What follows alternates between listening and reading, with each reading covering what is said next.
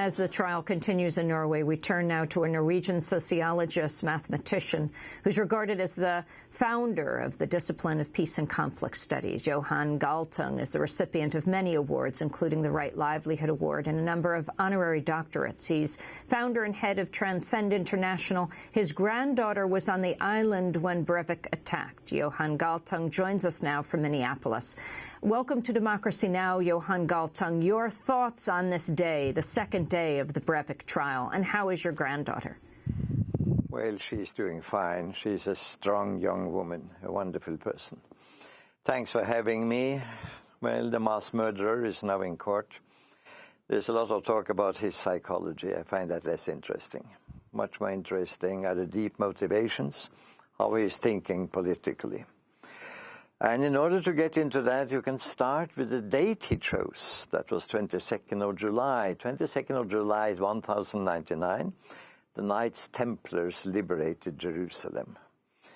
For the Christians, later on for the Jews, the 22nd of July, 1946, King David Hotel was exploded by what was at that time Jewish terrorists.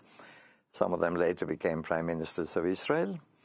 So the day is not quite by chance. He has deep, deep anchorings in Judeo-Christian mythology and the myths of the Knight Templars. So the question is, are there many people like that? Well, he's quite well read, you see. He's an intelligent man, autodidact, very hardworking, and the nonsense that he was paranoid schizophrenic, they got rid of. And they have declared him normal. He is politically, I would say, as misguided as anybody can be, but not much more than the Norwegian government killing Afghans in Afghanistan. I do not get very popular in Norway for drawing that parallel, and I stand by it.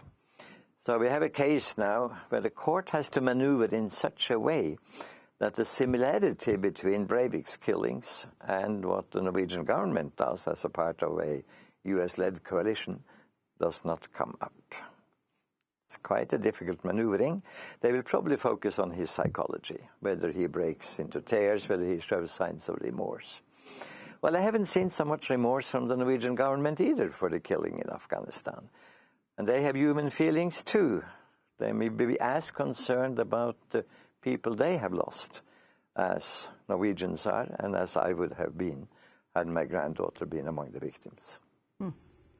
I want to talk about Afghanistan in a minute, but your granddaughter, Ida, she escaped with her friend by covering themselves with a green jacket, hiding right at the feet of the assassin of Breivik. On the other side of a boulder, and he was standing shooting their friends. You see, she was very bright, and she understood that the danger was running, and the danger was getting into the water swimming. He was shooting her friends running. So she was hiding. She was, I think she had a, yeah. 17? She's 20 now, 2021, and so she was 20 when it happened. And is she going to the trial? I know there are many victims' families at the trial. How about survivors? Look, I have no comments on that. You see, the emotions in that connections are at such a high level that I don't know what her final decision is, but I can imagine arguments on both sides, and they are coming up among the victims. Talk more about this parallel you're making. That doesn't make you popular in Norway right now, with Norway part of the NATO team in Afghanistan. By the way, Australia's just announced they're pulling out a year early from Afghanistan, starting very soon. Well, it's the coalition of the unwilling, you see. They know perfectly well that, and when I talk with them, I talk with many, and I'll tell you the result of my talking with Taliban. They know that it is a lost cause. They have no chance at all. You have to understand what kind of country Afghanistan is. As Taliban tell me, it's a very, very decentralized country. 25,000 very autonomous villages, and let us say 6 to 8 nations. Depends on how you count it. And I remember when we in Transcend, an NGO for mediation, had our first effort there in February 2001, long before 9/11. then I was asking myself, what country does this remind me of? Which I always do when I mediate. And the answer was Switzerland. Switzerland is the model.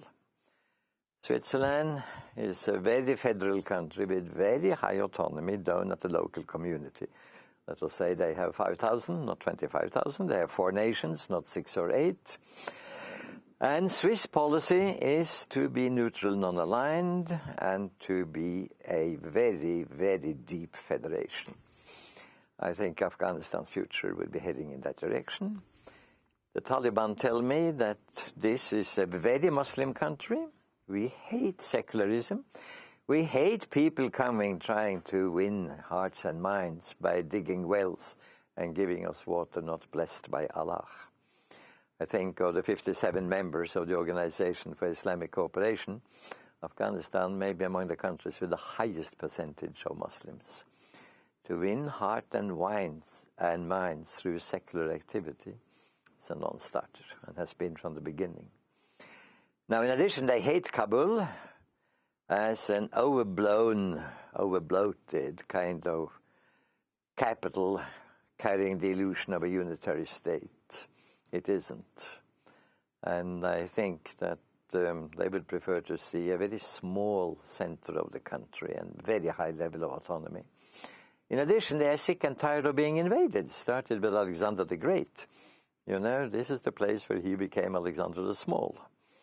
And they were invaded by the Mongols, 3 times by the Britons, 1 time by the Soviet, and now by the US-led coalition, as you said, NATO forces.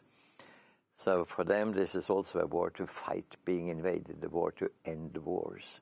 And finally, very important, the Duran line drawn by the British Empire through Pashtun territory, 40 million Pashtuns, maybe the highest minority in the world, which doesn't have a state.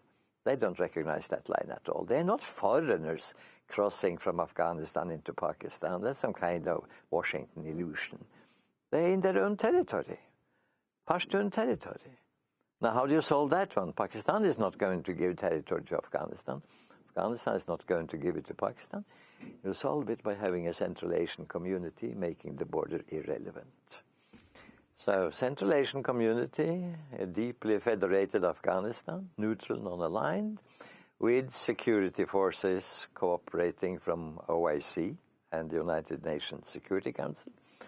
I guess that's the future. Now, I'm sitting here in the US, a country I love, and it's so sad to see that the US sees only enemies everywhere, instead of putting its wonderful minds to solving the conflict.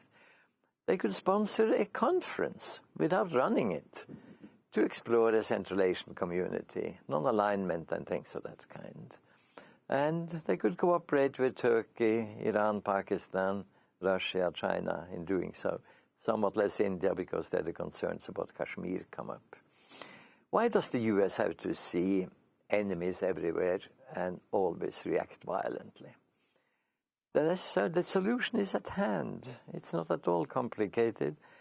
And these people, Taliban, they don't want to kill people in the US. They want to preserve their own autonomy and be themselves.